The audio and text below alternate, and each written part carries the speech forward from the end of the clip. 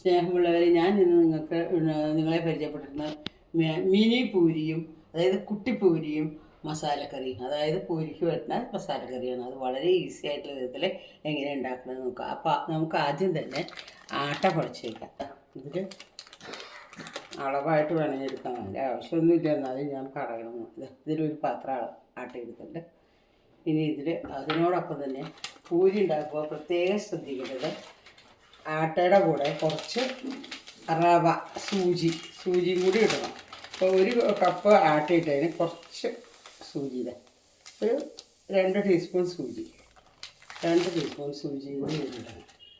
എന്നാൽ അപ്പോൾ പൂരി വളരെ നല്ലതാകും. അതുകൊണ്ടാണ് പറയുന്നത് പൂരി ഉണ്ടാക്കുമ്പോൾ നിങ്ങൾ സൂചി കൂടി ചേർക്കണം. ഉപ്പിടണം, കുറച്ച് ഉപ്പിട്ടാൽ മതി. കറിയിലൊക്കെ ഉപ്പിടാമല്ലോ, അതിൽ ഇത്തിരി ഉപ്പിടണം.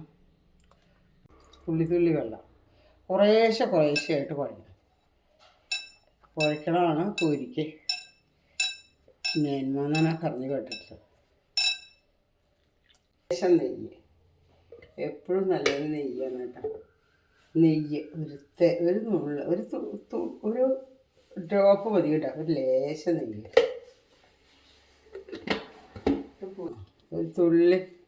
ഒരു ലേശം റിഫൈൻഡ് ഓയിൽ ഇതിൻ്റെ പുറത്ത് വയ്ക്കുക.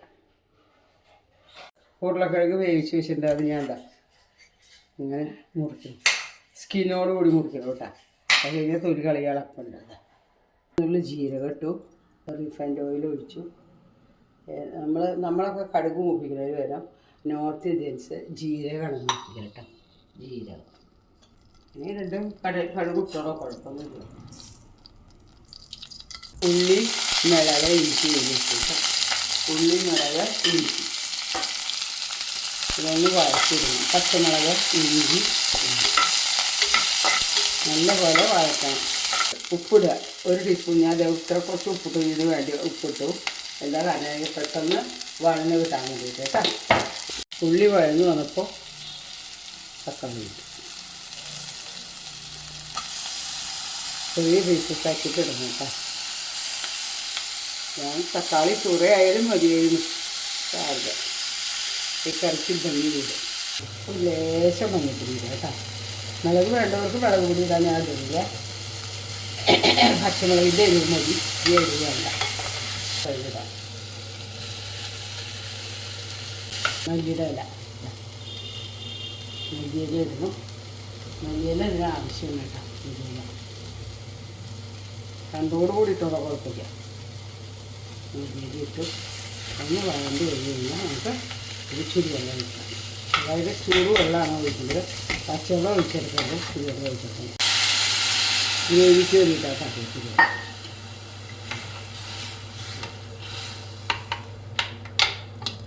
ഒരു നുള്ളിൽ ചാട്ട് മസാല, നിർബന്ധമൊന്നുമില്ല, വേണമെന്നുണ്ടെങ്കിൽ മതി കേട്ടോ. നമ്മൾ ഇടുന്നു ഇവിടെ ഉള്ള കാരണം അത്രേ ഉള്ളൂ. ഒരു നുള്ളിൽ ചാട്ട് മസാല ഇട്ടാൽ ഒരു ടേസ്റ്റ് കൂടുതലാണ്. ഇതാ ഗരം മസാല, 1/2 ടീസ്പൂൺ ഗരം മസാല.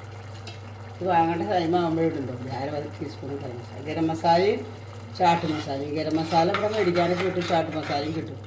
ഇതേ കറിയുടെ മണം വന്നുകൊണ്ട് നല്ല സ്മെല്ലായി ആണ് പൂരിയുടെ കറി. എന്താ പൂരിയുടെ കറി ശരിയായി.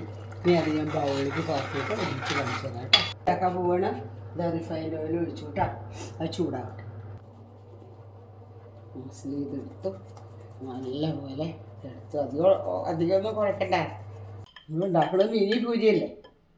അയ്യോ, കുട്ടിപ്പൂരികൾ പരസ്യത് കണ്ടില്ല. ഇനി ഓരോന്ന് എണ്ണ ചൂടായി.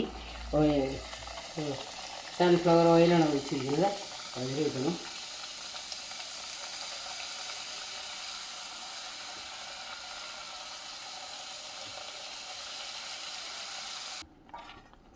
ഇതാ കുട്ടിപ്പൂരികൾ തയ്യാറായിട്ടാ കേട്ടോ. ഇനി നമുക്ക് ഉണ്ടാക്കാം. സാരില്ല, ഇതാ മിനി പൂരികൾ കലായി. എന്ത് ഭംഗി, എന്ത് കുണ്ടപ്പന്മാരായിട്ടാണ് നിൽക്കണത് നോക്കൂ. വളരെ ടേസ്റ്റിയാണ്, വളരെ ക്രിസ്പിയാണ്. അപ്പോൾ നിങ്ങൾ പൂരി ഉണ്ടാക്കുമ്പോൾ ഒരു തുള്ളി റവ അതിൽ ചേർക്കാൻ മറക്കരുത്. അപ്പോൾ വളരെ ക്രിസ്പി ആയിട്ട് കിട്ടുക. അധികം എണ്ണയൊന്നുമില്ല. അതാ ഒരു തുള്ളി എണ്ണ പോലും കുടിച്ചിട്ടില്ല നമുക്ക് കേട്ടോ. പൊരിപ്പിരിപ്പ് കണ്ടു, അത്ര ക്രിസ്പി ആയിട്ടിരിക്കണം. ഇത് ആലു മസാലയുണ്ട്, അതിൻ്റെ കൂടെ കഴിച്ചു നോക്കും എല്ലാവരും. വളരെ ടേസ്റ്റിയാണ്. ഈ വീഡിയോ ഇഷ്ടമാവണമെങ്കിൽ അത് ലൈക്ക് ചെയ്യണം, ഷെയർ ചെയ്യണം, സബ്സ്ക്രൈബ് ചെയ്യണം. ഇത് നിങ്ങളുടെ സ്വന്തം സുലോചന ടീച്ചർ.